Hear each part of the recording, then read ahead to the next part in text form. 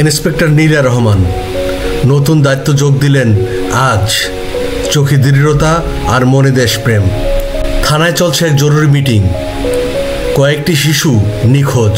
শহরে নেমেছে উদ্বেগ। সবাই নীরব, কিন্তু নীলা সিদ্ধান্ত নেয় এই কেসটি সে দেখবে। রাত জেগে চলছে অনুসন্ধান। এক মুহূর্ত হার মানেনি সে। একটি সূত্র মিলল। সব অপহরণের জায়গা মিলে যায় একটি অন্ধকার গুদাম ঘরে। দিনের আলোয় শান্ত মনে হলেও রাতের আধারে লুকিয়ে আছে ভয়ঙ্কর কিছু। অন্ধকারের আড়ালে চলছে পাচার চক্রের প্রস্তুতি। নীলা একা নজর রাখছে।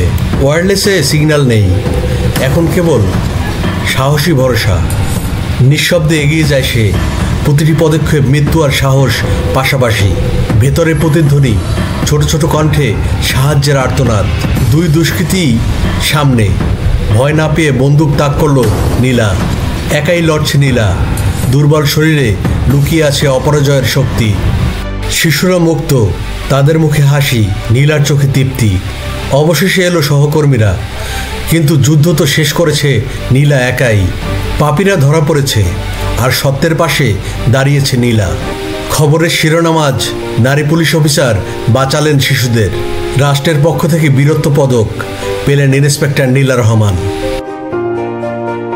একটি ছোট্ট কণ্ঠ ডাকে, মা।